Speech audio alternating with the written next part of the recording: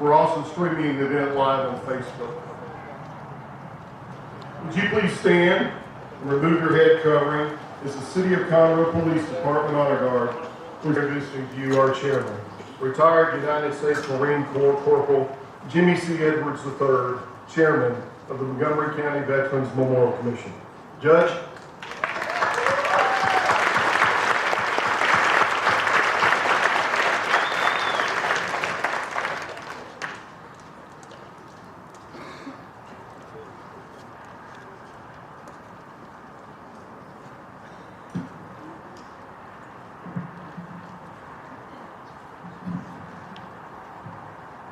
Some people say that when I take my hat and glasses off, I'm getting ready for a rip binder. But I'm only here for a few minutes. Mr. Waters, good to see you again. Mr. Waters and my father-in-law worked for Exxon for many, many years out at the Exxon, at that time, the Humble Oil Camp. But good to see you here. WW2, Billy Gunner, captured by the Germans, POW. Tony, good to see you here today. This is your day also. The Montgomery County Veterans Memorial Commission is dedicated to educating the public, preserving the memory of men and women who have sacrificed, and we have brought that here in Montgomery County. We would not be here today is it not for our corporate sponsors, for individual donors, by the county and their support, by the city and their support, and people across this great country. We're here to educate and to remember of the sacrifices of men and women since the American Revolution. That democracy, as is always stated, is not free. Right now, you've got a country overseas that's been assaulted by Russian communists. You have Israel now being assaulted by terrorists. We have people in Washington that want to change our form of democracy. We will not let that happen. This commission will not go silently into the night. We're not a wash in the pan. A lot of nonprofits come and go. We're here to stay. I may be gone. Go ahead.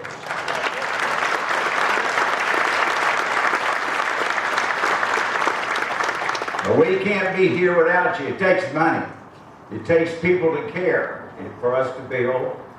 Everything across this country is being noted on what we're doing here. And it is great to see you here. Great to see you take part of this on this beautiful day. And it's my pleasure to serve as chairman, and it's my pleasure to have some of the greatest people in the world working for me. Where's Elizabeth?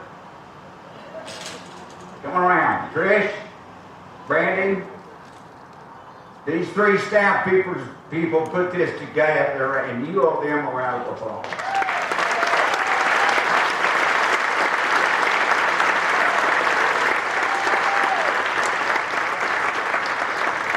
They are the backbone of this commission. Okay, that's enough. Go back to work. Bunch of hams. Welcome to this event. Many parts of it is solemn.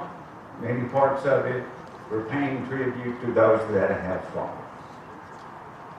Thank you again.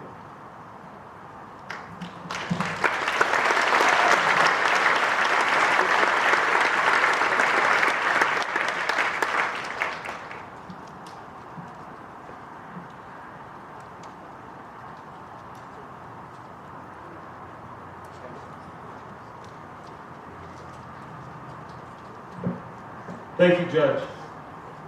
I'm honored to introduce you to Nancy McKeska, City of Conroe Assistant City Administrator and Director of Community Development, who will now provide a personal testimony of a World War II B-17 aviator.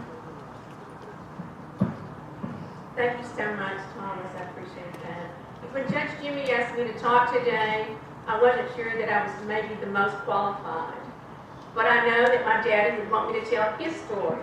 So I'm going to try to get through this for him. My dad was a World War II Flying Fortress Bomber Squad member in World War II. And I, of course, will tell you that he was my hero.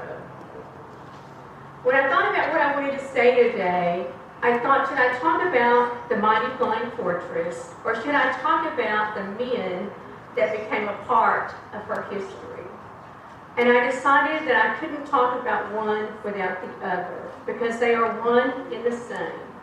The airmen at the time, they had a specific mission that they were going to accomplish. The plane simply became another squad member on the squad. They trusted each other to do their job, and they trusted the plane to do its job. My dad remembered a lot about World War II, and as you can imagine, most of that was not good. He recalled how dark it was just before dawn.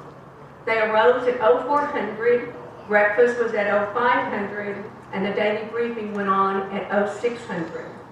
It was at the daily briefing that you saw the mission roster, and you determined at that time whether you were on a mission and assigned to that mission and what it would be and when it would be, or whether you would be doing daily duties that day.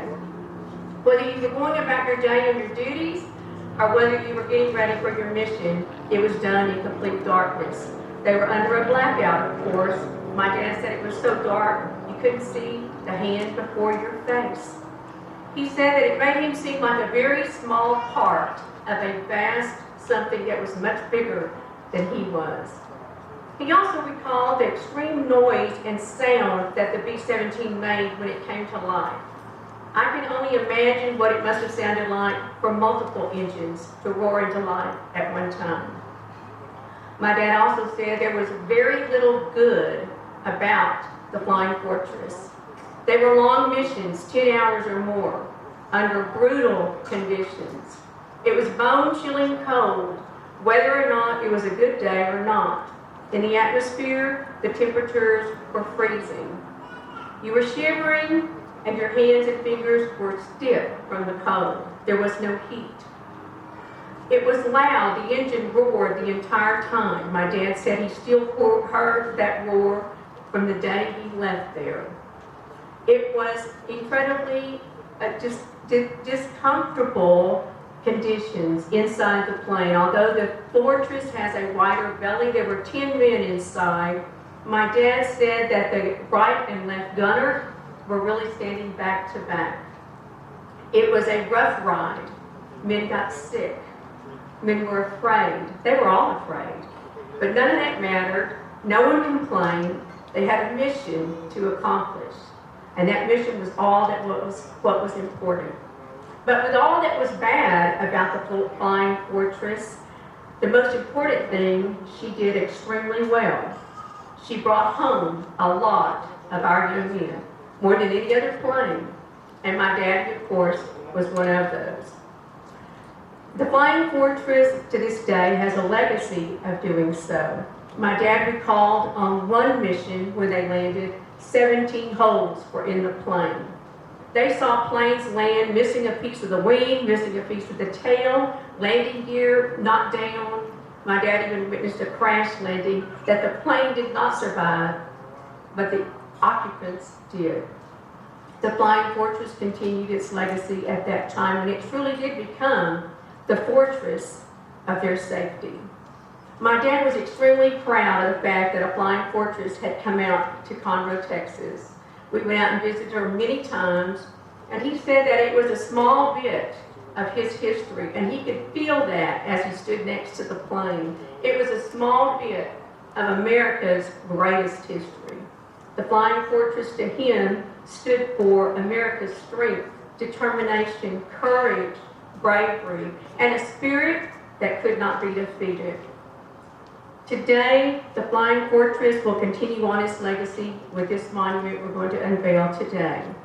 I'm honored to be here, and just as the Flying Fortress did in its time, this monument will continue to be a fortress to the memory of the men and their stories, forever protecting and preserving what was gained and what was lost in victory.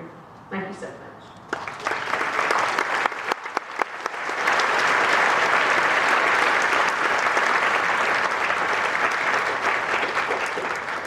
Thank you, Nancy McKeska. I'm also honored to introduce you to Sarah Edwards, daughter of Debbie and Chairman Jimmy Edwards, who will also provide a personal testimony. Hello. Hello. Thank you for having me. I do very little public speaking, and by very little, I mean never. The chairman is my father, and I did not inherit the gene for eloquent public speaking. So we're going to have to get through this together, and I am admittedly absolutely terrified. I did a lot of research for today, and one thing that stood out to me is the teamwork it took to execute a successful B-17 mission. It went beyond the 10-man crew of the plane, and the ground crew was extensive. There were bomb loaders who loaded 6,500 pounds of munitions and bombs. There were welders and fabricators, propeller mechanics, brake mechanics, mapping, recon, the list goes on. I would be remiss if I did not recognize the Women's Air Corps and the WASP. They were weather forecasters, control tower operators, aviators, and trainers. It was estimated it took over 250 people to execute a mission. Similarly, it took a teamwork of people to bring us here today for this monument. I want to thank the principal sponsor, Mr. Tony Gullo, as well as everyone at Baker Signs, under the leadership of Jeremiah Baker, Christina Ray, and the exhaustive efforts of Thomas Turner. We have found ourselves with a very remarkable monument. So if you were a part of that effort, could you stand and be recognized?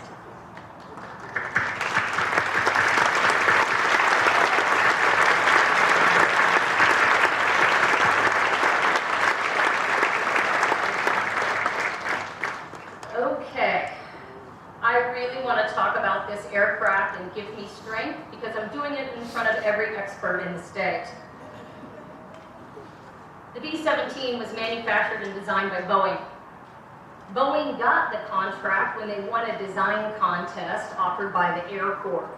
It flew for the first time in 1935. It had a 103-foot, 9-inch wingspan. And if you look behind me here, those flagpoles are 50 feet. So you would need to double that, and that is your wingspan. The fully loaded takeoff weight was 65,000 pounds, which was within 1,000 pounds of a Sherman tank. So you were flying twice the length of a flagpole and the weight of a Sherman tank into the air and into war.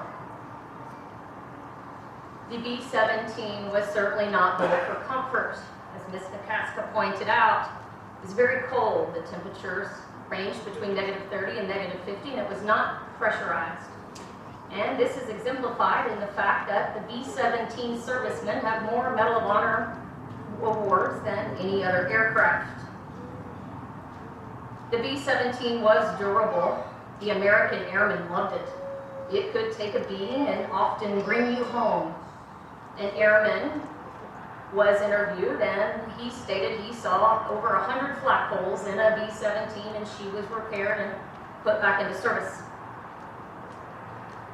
We need to take a sobering moment and remember why the B-17 was in service, and it's because we were at war and we had a formidable opponent. The Luftwaffe had a fighter pilot, the Bf-109. They nicknamed it the ME-109. The ME-109 had two 20-millimeter cannons under each wing, plus nose guns, and it was fast, and it was quick. And there were a lot of them. And when I say a lot, it's the most produced fighter plane in history, and there was over 35,000 of them. German pilots were interviewed after the war, and they stated that they could take down a Mustang or a Spitfire with a few quick bursts. It was estimated that it was going to take over 1,000 rounds, however, to take down a B-17. That required a cadre of Bf-109 fighters to take down one of our B-17s. The B-17 design was actually not for a heavy bomb load. It was for extensive defensive armament, long range, and quick speed. The cruising speed is 232 miles an hour. So it is undoubtedly impressive that it dropped more bombs over Nazi Germany than any other aircraft. She certainly deserved her name, the Flying Fortress. And in closing, I want to take a sobering moment to recognize the loss and the sacrifice of all of the people on the B-17 and who worked in the effort of the B-17. I came across a poem written by a mechanic. He had worked all night long on a B-17 and she did not come home. And the title of it was called Grounded. And the first line says, "Stand not aside. There still for you is a place amongst these great captains." So for all of those who sacrificed and gave for the B-17, there is still a place for you amongst these great captains.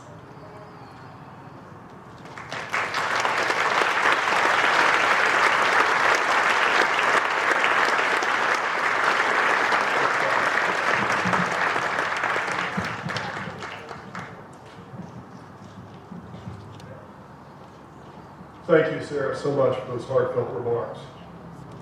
Ladies and gentlemen, it's now my privilege to introduce the Commemorative Air Force, Doug Durr, CAF, Tora Lee, John Cotter, CAF Gulf Coast Wing Leader, and Nancy Quishan, CAF Gulf Coast Wing Executive Officer.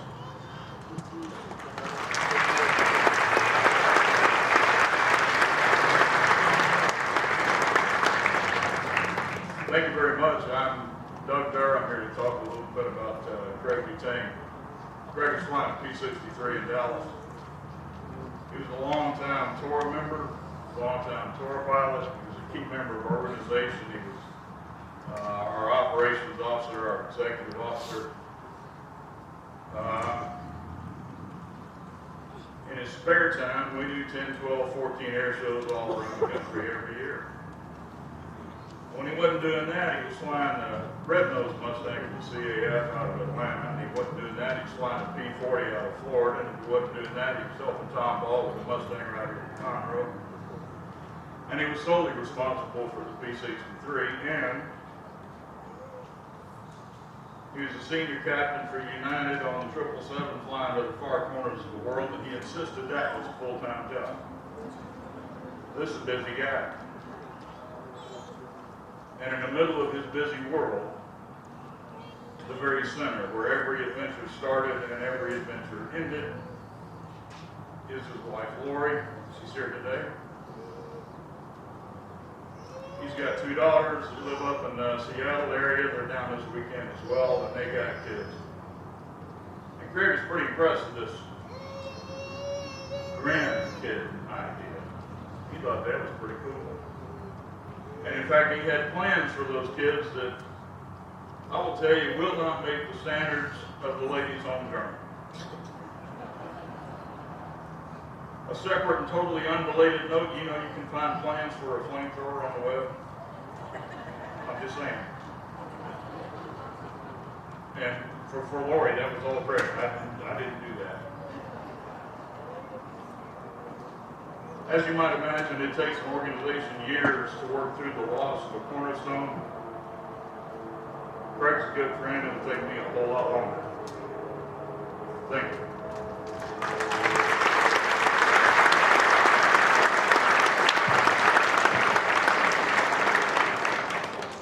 Good afternoon. We're here today as the Commemorative Air Force, the Veterans Memorial Park Commission, and the local citizens from Montgomery County to dedicate this new monument, but to also remember our 6 crew members that we lost last November.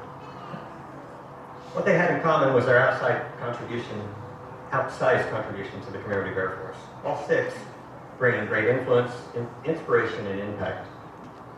None of them were average in their efforts. All of them were leaders in their own way, selflessly giving their time and effort above, beyond the call. I want to talk about our pilot in command that day, Lynn Root. Lynn spent 30 years in the commemorative Air Force. He was type rated in the B-17 in 1996, and his resume with the Gulf Coast Wing included flight engineer, pilot, instructor pilot, lead flight engineer, and finally from 2018 through 2021, he was our wing leader. His professional career encompassed 40 years as a pilot, flying at American Airlines, and when he retired, he was an international captain on the 787. Lynn worked hard for the commemorative Air Force, not just because of his passion for flying, which was very outsized, but because of his passion for the CAF mission. That part was easy to overlook because the flying is dramatic. It's very visible. But Lynn's dedication to preserving American history, recognizing our veterans, and encouraging young people to learn about aviation was very important to him.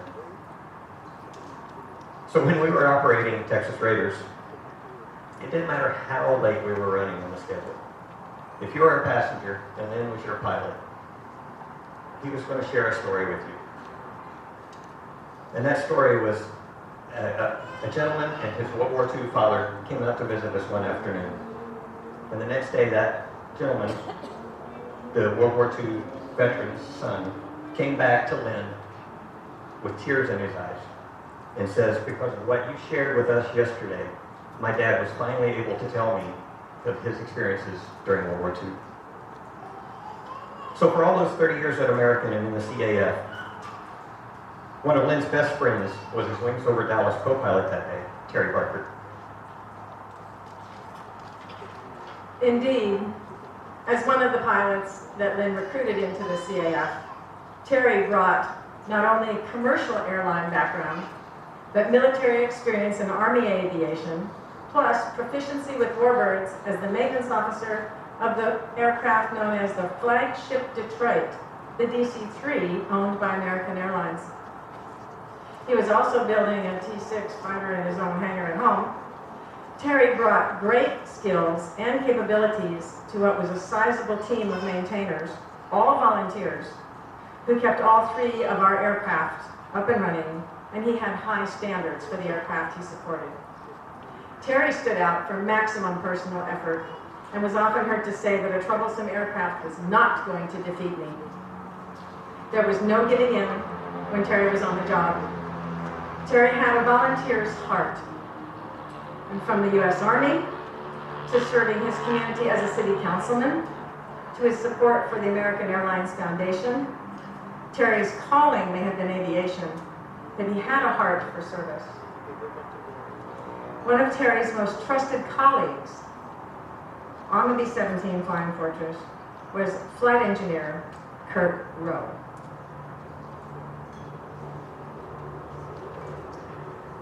Hailing from Ohio, Kurt was a commemorative Air Force member since March of 1981.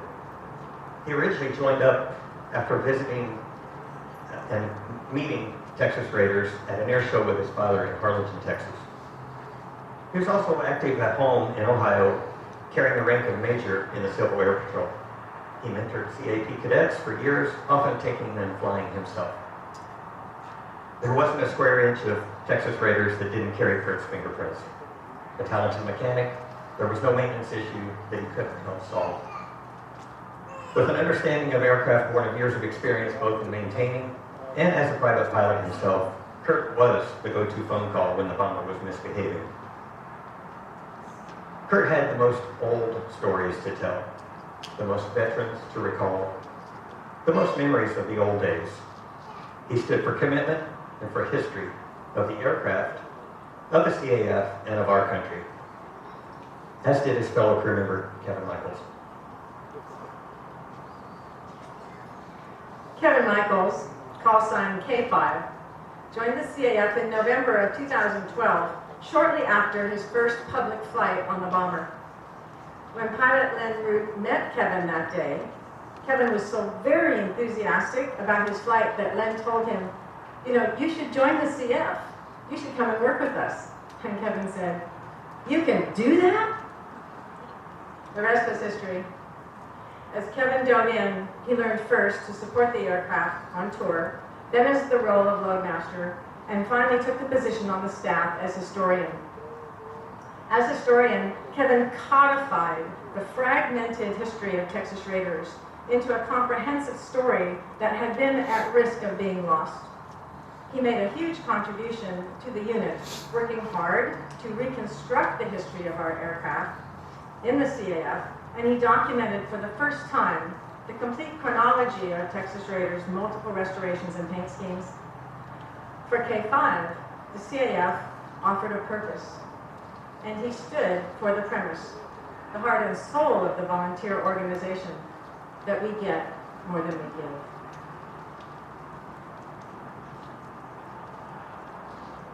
Kevin's fellow loadmaster, Dan Reagan, likewise stood for commitment and for devotion. In addition to the contribution that Dan made as a crew member, more importantly, Dan was the physical connection to our aircraft's history.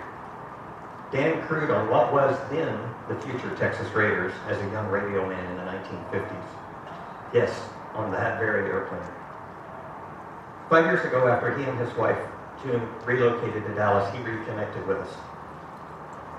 In short order, Dan was qualified as a loadmaster on the Big Bomber, traveling with us on tour, and often being interviewed by the local media. On every trip, he would say the same thing to us: "I'm happy to do the media work, but I don't want to take away from my responsibilities on TR. I don't want to shirk my duties, and I want to pull my weight." He was 85 at the time. Dan meant so much to us, and we mattered to him, the way the Texas Raiders mattered to him. So I'd like to take a moment now, and we'll talk about the aircraft.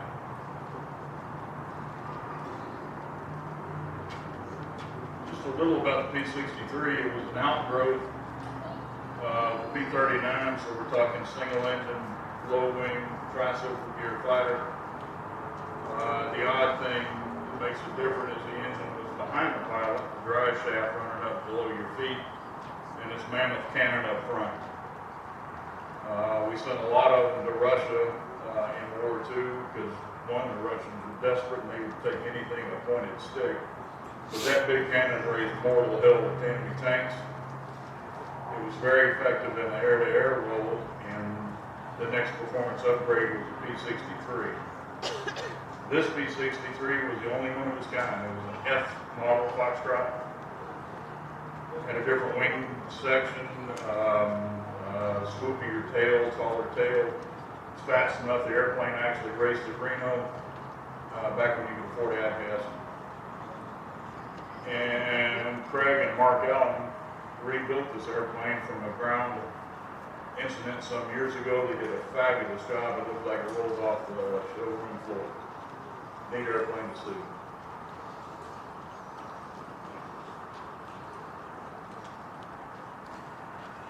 And finally, the commemorative Air Force B-17 Flying Fortress Texas Raiders, TR for short. Over 50 years on the CAF mission of education and remembrance. One of the last 20 of the B-17s manufactured. The first B-17 acquired solely for a purpose of education and use as a flying museum, and a resident of Conroe since 2017. Serving with the CAF since 1967, and assigned to the Gulf Coast Wing in 1971. TR toured in almost every state in the Union, including Alaska and Mexico and Canada. Her most important passengers, those World War II veterans. Over and over again, we reunited those veterans with the aircraft that they built, that they maintained, and that they flew on. No one who crewed with us ever forgot the experience of bringing her to the public. We watched veterans reconnect with the aircraft that represented their most unforgettable moments, some of them horrific, some of them wonderful. We saw the recognition on the faces of teenagers who realized that those World War II aviators were really just boys of their own age. We watched family members tear up as they could stand where Dad stood and sit where Grandpa sat. She was the symbol of American air superiority in Europe, but to us, she was the plane that made history come alive. and the physical connection to the generation that secured the world's freedoms. More than just an airplane, she was the very embodiment of the commemorative Air Force mission. I'll close with a true story. In the 1980s, a woman, a fan, came up to one of our pilots at an air show and said, "Did you fly B-17s in the war?" He said, "Yes, I did." The fan replied, "Because of you, I'm alive. My mother was trapped in a refugee camp with nothing, starving to death. She was pregnant with me and starving. And then the B-17s came over and they dropped food. And she was saved and I was born. Thank you." Indeed, a weapon of war, but so very American. At the end, the B-17 represented hope and redemption. The six that we remember today and the aircraft that they flew are a full reflection of our mission, why we fly, and why we'll continue to fly.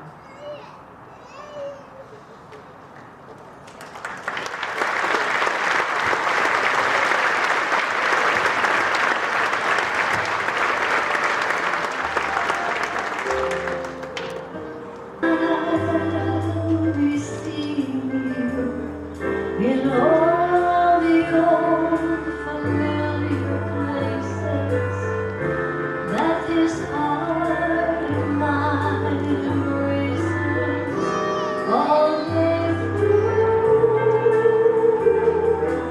In this old cafe, the park across the way, the children's carousel, the chestnut tree, the wishing well, I'll receive you in every lovely summer's day, in everything that's light and gray. I'll always think of you that way. I'll find you in the morning sun, and when the night is new, I'll be looking at the moon, but I'll receive you.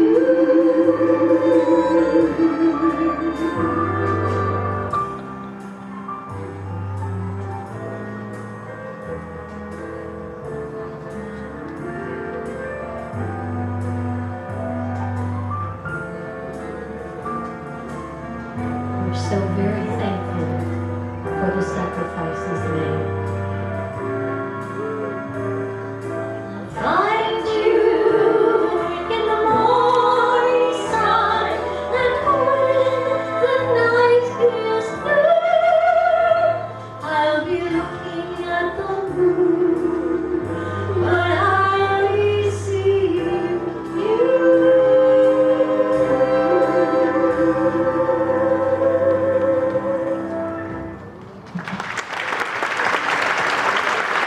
You, Ladies for Liberty, who appear along with the CAF all over the United States. They've traveled here today from Louisville, Kentucky for this event. Thank you for such a beautiful rendition of I'll Be Seeing You. I now have the distinct pleasure of introducing you to Vice President of Marketing and Public Relations for the Commemorative Air Force, Lee Block.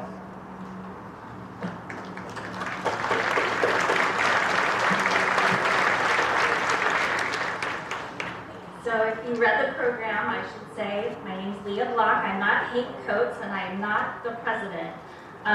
We found out that Hank wouldn't be able to come today, and he was very regretful that he couldn't, but I leapt at the opportunity to come here and speak for the Commemorative Air Force, and tell everyone here in person how deeply grateful I am for everything that you've done to bring this project together. So, The mission of the Commemorative Air Force is to educate, inspire, and honor through flight and living history experiences.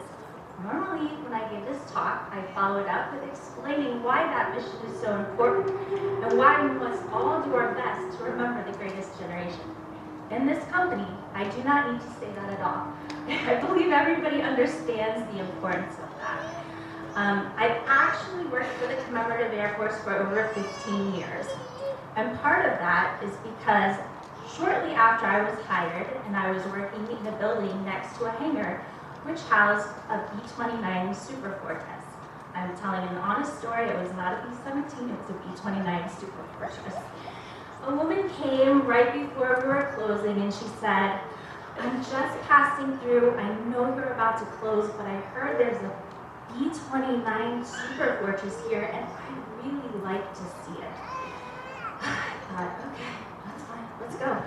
So we walked out to the hangar and I unlocked the door and I opened it and of course this gigantic B-29 Super Fortress was there and she slowly walked around the plane again and again and again.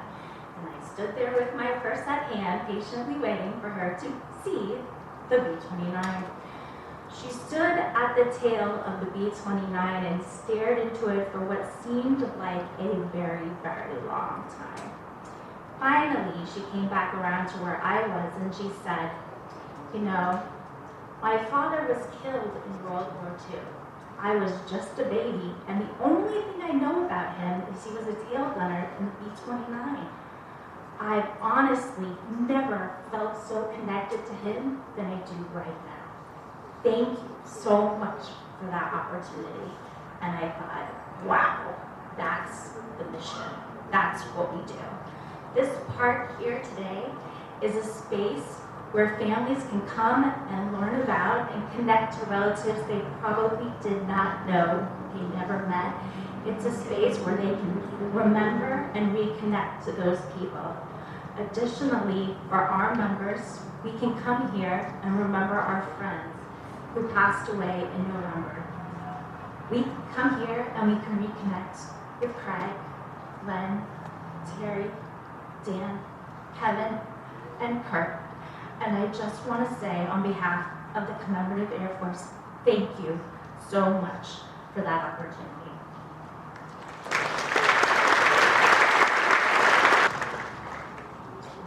Thank you, Ms. Block, for your comments. It's now my privilege to introduce to you Montgomery County Veterans Memorial Commission board members and memorial designer and project leaders, Thomas Turner and Patrick Lopez. Gentlemen.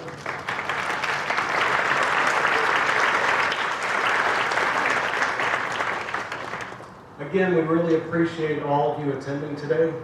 This is something that I think every single person here holds dear to their heart.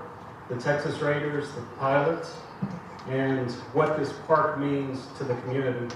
I just wanted to make a few comments about how this ceremony and how the monument came to be. Last November, as the tragic events were unfolding on the news, Judge Jimmy C. Edwards immediately leaped into action. He's a man of creativity and vision, and he acts. And as soon as he saw our neighbors and a plane that calls Conroe home affected by that tragic event, he knew something had to be done. He reached out to several commission directors, including myself, and said, we need a plan, we need an event, we have to honor them, and we have to preserve their memory. And we can do that through a memorial just like this, and through a monument. And he said, get to work. And when he says get to work, you get your butt to work. And that's what we do.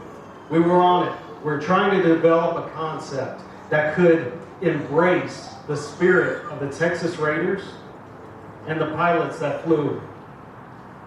And I knew that a fragment or a piece of the plane in no way whatsoever would fit the bill. We needed Texas Raiders to spend the rest of forever at the park flying over that pond. We came up with a solution, and that's exactly what we did. When you see the monument back there at the park, when we shortly unveil it, you're going to see something that is going to help reach people of all ages, of all backgrounds, and tell the stories of American history and sacrifice that brave men and women have made. In working on the design for the monument, I was able to visit with a lot of people that had close family and friends, and they had a personal, emotional connection to the B-17.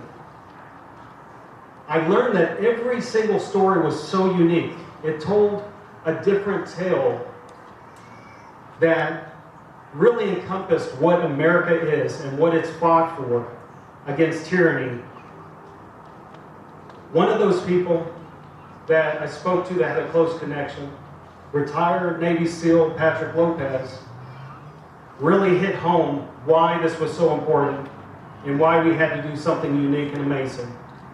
We had to do it for Judge Jimmy C. Edwards, for the commission members, for the community, and for everyone that's had a connection to a B-17. I'd like to introduce Patrick Lopez.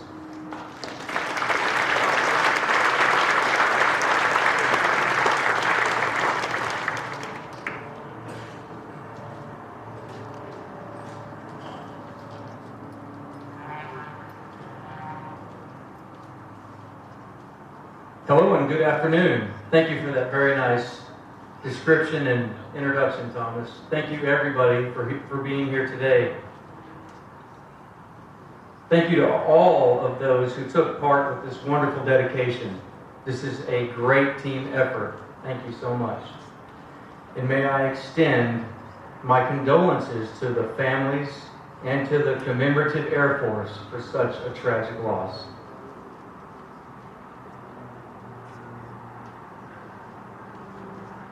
Growing up, I remember listening to my grandfather, Dale Schultz, in Oklahoma, tell me about some of his World War II missions as a tail gunner on the Flying Fortress.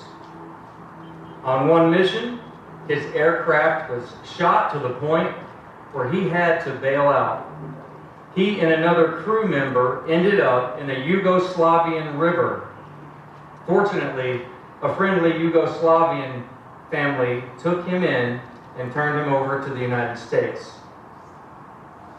In 2007, I was between deployments and home on leave. I began to visit Oklahoma a little bit more often for my grandpa, and we talked about his experiences on the battlefield.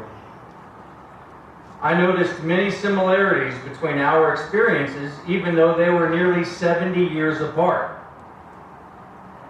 Dale told me of another time he was over Italy where he bailed out of the B-17 at less than 1,000 feet, immediately pulling the reserve parachute handle. During my grandpa's parachute landing, he broke his ankle. The pilot, on the other hand, insisted on staying with the aircraft, which eventually crashed into the mountainside. He survived the crash, though. While they both recovered, the war ended. So his second bailout was a new story to me. I asked my grandmother, "Hey, have you heard that story before?" And she said, "No, I've never heard that before." She looked at me and said, "This is the first time I've ever heard that story." The Montgomery County Flag Park preserves our history in its natural and true form. In doing so, we will provide visitors with several methods to receive this history. Consider standing at the bridge and using your cell phone to scan a code. Now this can be your personal tour guide for the park. Sorry, but travel to Washington, D.C. may not be needed, as this very park has much to offer. The Montgomery County Veterans Flag Park is where creativity meets reality. And our true stories are preserved for future generations. What is your story? Come and tell us. Who knows? Telling your story may actually bring you peace and healing. May I bid farewell to the fallen B-17 Texas Raiders and welcome listening to the wonderful memories from those who share. Thank you for your time and attendance for this honorable and humbling dedication. To those we've lost, fair winds and following seas.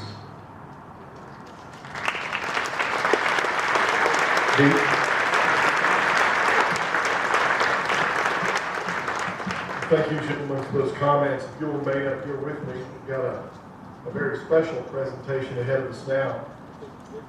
The Montgomery County Veterans Memorial Commission would like to thank the Gullo dealerships and the family for generously underwriting this B-17 monument and memorial, and for your continued unwavering support of this park. You left a legacy here that will last forever, and we will protect that legacy. As a token of our appreciation, we would like to present the Gullo dealerships a very special recognition. So I'd like Mr. Tony Gullo Sr. to come forward, sir. Mr. Sparky Gullo, Mr. Tony Gullo, Rowan Collins, Mark Stevens, and Miss Tiffany Adarala. I'd also like the media to come forward, the photographers to come forward and get the proper photographs, please.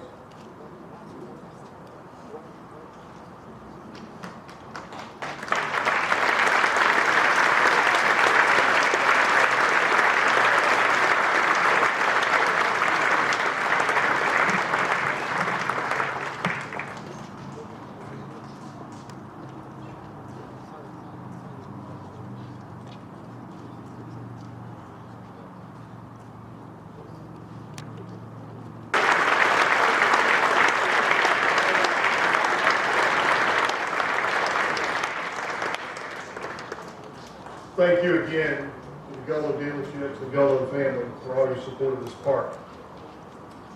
This concludes the first portion of our program. At this time, we'd like to ask the Commemorative Air Force, Montgomery County Veterans Memorial Commission, and Gullo dealership guests to please form a line over to my right as we'll cross the Sergeant Luther Dorsey.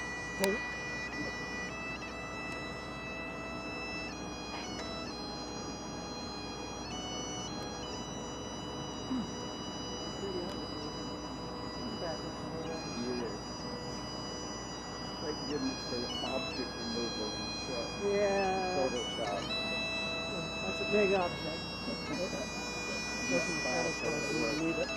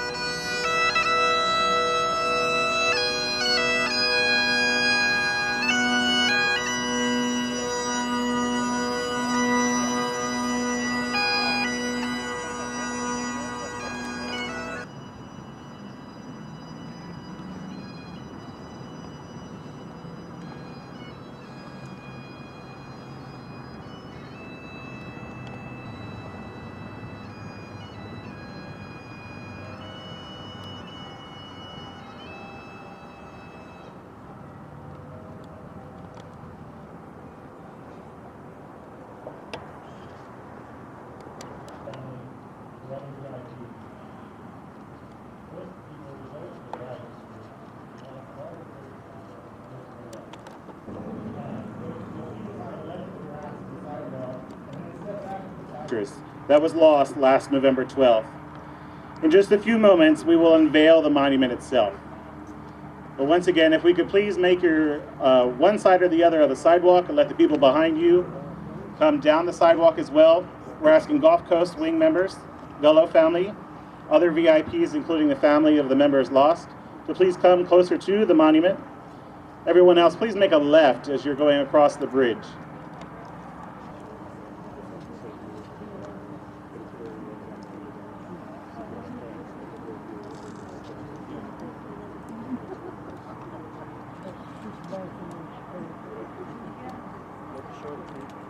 the sidewalk and let some more people come down. There's plenty more space down here. Right of the new World War II B-17 monument, which is a tribute to our aviators of World War II and the local World War II B-17 Flying Fortress that was lost last November 12th. We just need a few more minutes to get everyone in place, and we will Waves of grain for purple mountain majesties above the fruited plain. America, America, God shed his grace on thee and crown thy good with brotherhood from sea to shining sea. Oh, beautiful for patriot dream that sees beyond the years. Thine alabaster cities gleam, undimmed by human tears. America, America, God shed his grace on thee and crown thy good with brotherhood from sea to shining sea. From sea to shining sea.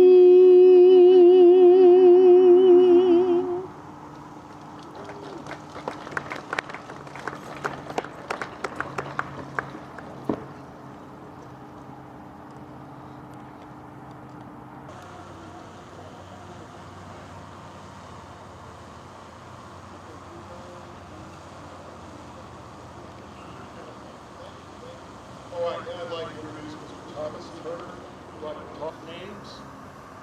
There's not any unknowns. Everything is interactive to where we put stories behind every name, every person, every veteran added to our park. It's interactive in that way.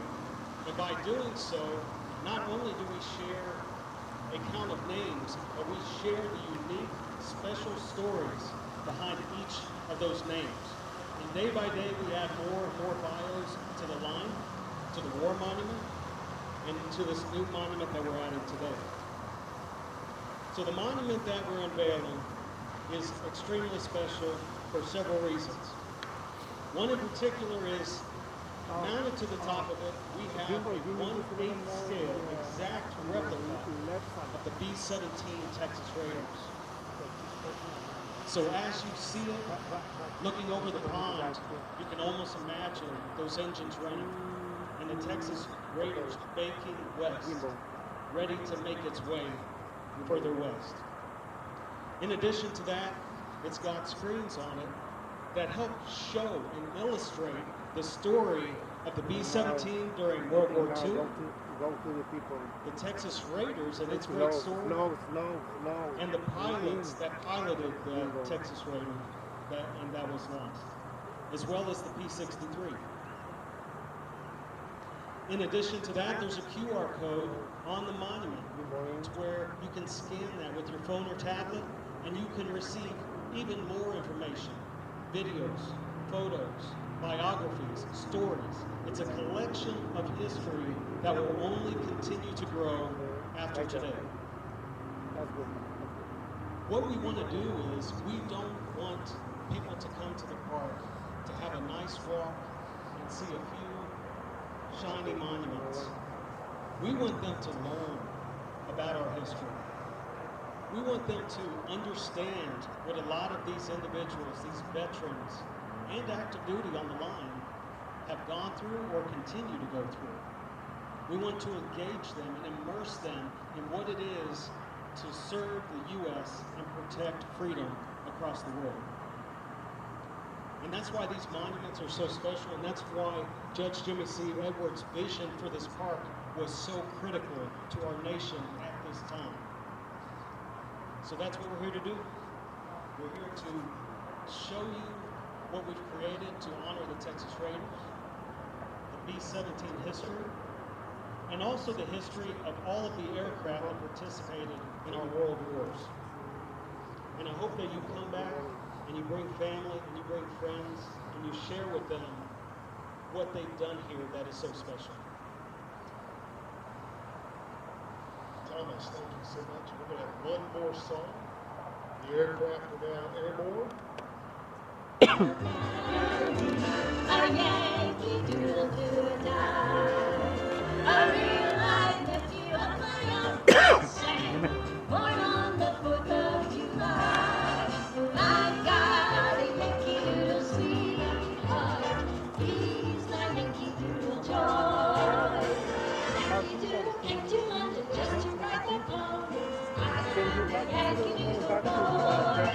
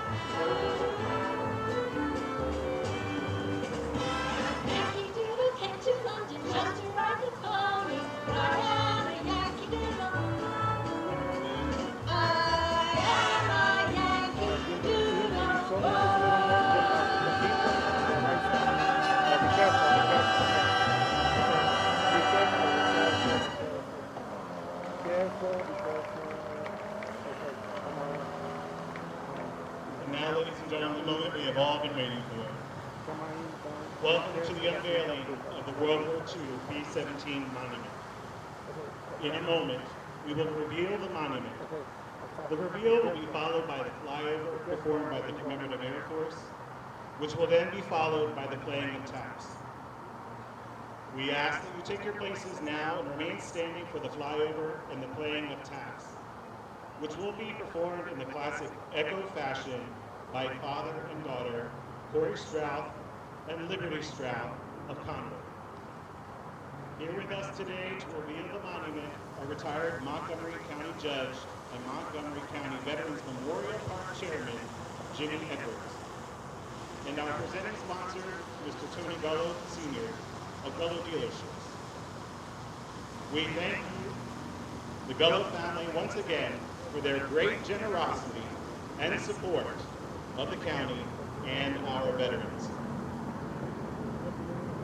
Ladies and gentlemen, the Montgomery County Veterans Park Commission presents to you, the citizens of Montgomery County, the World War II B-17 monument.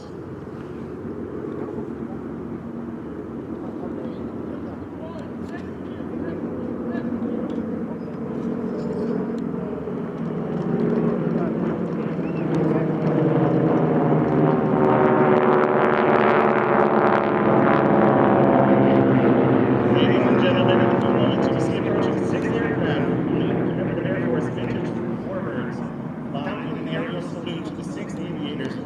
aircraft that were lost on last November 12th. In today's flyover, you will see the aircraft pass overhead twice. As they pass the second time, one aircraft from each element will pull up and turn away from the others, revealing the traditional missing man formation. The missing man formation is an aerial salute to an aviator who has died.